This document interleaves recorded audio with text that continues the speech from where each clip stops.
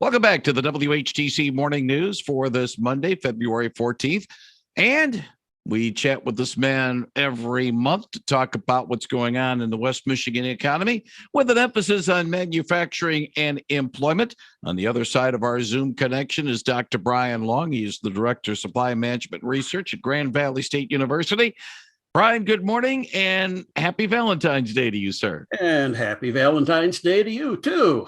Is it a happy Valentine's Day for our manufacturers as you canvass purchasing managers in the Grand Rapids and Kalamazoo area to comprise your monthly current business trends report? It is a positive month, but on the other hand, it's also a strained month. Our numbers are positive. We have recovered, obviously, from the recession that struck us 2.5 years ago or so. But unfortunately, there are still a lot of things that are hampering our local businesses in the supply chain area. We have problems with rates of almost everything rising. By that, I mean the input costs. The cost of labor is rising. The cost of the raw materials is rising rather dramatically. And we have hiccups in the supply chain. In addition to that, the supply chain itself can't find enough trucks, can't find enough containers. And many of our businesses have gotten fairly good at workarounds, as I call it.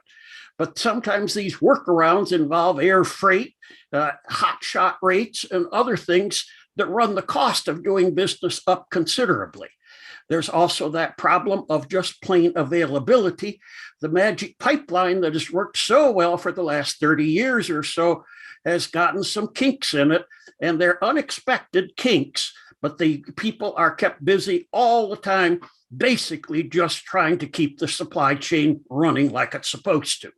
I like one of the comments that one of your respondents made during the January polling that you do as you canvass the purchasing managers the last 2 weeks of each month.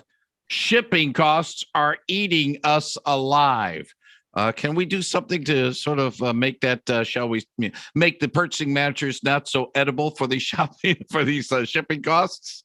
There isn't too much that you can do right now because they are, again, faced with a market where there are shortages in just about everything. As I said, there's a shortage of trucks, there's a shortage of truck drivers, and they have to compensate for this. Some of them have raised their prices to be 2 or 3 times what they were just a few years ago. Now, what this means, of course, is this somehow has to get absorbed. It's not a pleasant thing for them to do because very often they can't pass these costs on. On the other hand, some of them are passing the costs on, and eventually it will make its way to the consumers. It's not there yet, but it's coming in that direction. And that's why when we look at the consumer price index that's coming out in a few days, we're going to be very concerned about how inflation is affecting our entire economic environment. Dr. Brian Long, how does employment shape up right now? What the employment rates are, unemployment rates are, and trying to fill some of these jobs and job openings? Well, I always remind people that what we hear right now is called the headline unemployment rate. The headline unemployment rate is a measure of people who are actively looking for work. It's not people that have dropped out of the workforce. It's not people that are just casually going in and out of the workforce. It's the people who are actively looking.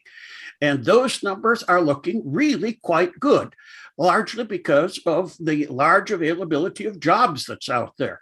Almost all of our participants in our survey are complaining that they have positions open that they cannot fill. And this is the case in the consumer market, too. We've all been to restaurants where they've been understaffed. We've been to hardware stores where they've been understaffed. Everybody in the entire economic environment seems to be to some degree of being understaffed right now. And so for that reason, this is a constraint as far as moving forward with our economy like we would like it to be. Dr. Brian Long, 2 things I need to ask you. First of all, when you issued the report in the first week in February, as of the report's issuing, The proverbial elephant in the room remains the tense situation on the Ukrainian border. If a serious war breaks out, all bets are off. Is it almost as if it's an inevitability to some of the respondents, or are they hopeful that maybe, just like the Cuban Missile Crisis of a couple of generations ago, something will be averted at the last minute? Well, and that's what, of course, our hope is right now. We're hoping that wiser minds will prevail. If not, we're going to have a sharp downturn in the stock market. Most of the commodities that the industrial market deals with are going to go up very rapidly in price. Logistics are going to be even a bigger mess than they are right now until everything settles out. This will be a big blow to the world economy, enough, I'm afraid, to create another downturn. I don't know how quickly we'll be able to sort it out. And again, we don't know to what extent this incursion may turn out to be. But as I said, the hope is wiser minds will prevail. If not, as I said, all bets are off. And that's the black swan situation we've discussed about in the past, be it that situation in the Ukraine or the other possible black swan since you issued your report, the situation involving what's going on at the Canadian-American border with the truckers. This is a problem as well because our logistics system is set up that we operate on fairly slim inventories. There's no money keeping inventory stocked, so we buy when we need it and expect it to be delivered when it's needed. Needless to say, Michigan is one of the biggest traders with Canada. Canada is our largest trading partner as far as the U.S. is concerned. But if you look at Michigan, we're way out ahead of most of the rest of the states, with the possible exception of New York. Hence, things going wrong in that supply chain will affect our production, particularly in the case of the Chrysler plants in the Detroit area right now that are coming up short on parts because they can't get them over the bridge. Where they're building a new Canadian bridge, but the bridge that's there right now, we're having trouble, and that's going to shut down production. If they shut down production, it washes back into the supply chain, which to us is West Michigan, and some of the components that we send to those assembly lines, they're going to put the hold on it, and some of the people are going to come to work to find out that they've been laid off because, once again, we can't continue to produce if we don't have the customer ready to accept the product. One other thing, Brian, and then I'll let you go, and I appreciate you joining us this morning. I was thinking of you when I saw comments made by some of the exhibitors at the Grand Rapids, the Michigan International Auto Show at the beginning of the month, and talking about not having enough vehicles to display at the auto show, and the fact they say, well, we just, we don't have the vehicles, the chip situation is such, and that right now there are zero of these chips being produced domestically, and maybe we could get domestic chip production done in a couple of years. And I thought of you because of the fact that's something you and I have discussed in the past. So to a certain extent, those comments, we've heard them before, Brian. Well, the theory of supply chain management is you're supposed to know your entire supply chain all the way back to the proverbial hole in the ground.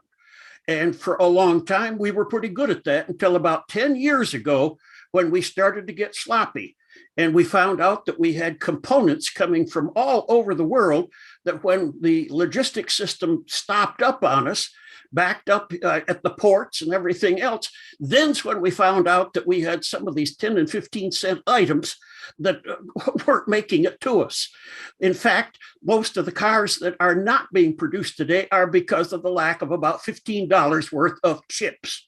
Those chips, of course, could be made domestically, but we have chosen to, again, relegate that market to the overseas suppliers. We are gradually starting to bring that back.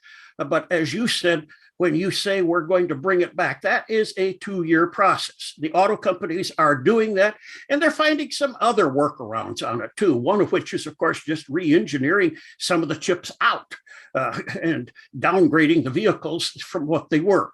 But I'm hopeful that this will resolve itself. But unfortunately, the latest word from Automotive News, which is our Bible as far as what's going on in the industry, most of them say it's going to be the rest of 2022 before we actually get back to equilibrium again. Unfortunately, we have to leave our conversation on that unhappy note. Dr. Brian Long, he is the Director of Supply Management Research at Grand Valley State University. I want to thank you very much for joining us today on WHTC Morning News. Appreciate your insights. And if all goes well, let's do this again next month. I will look forward to that.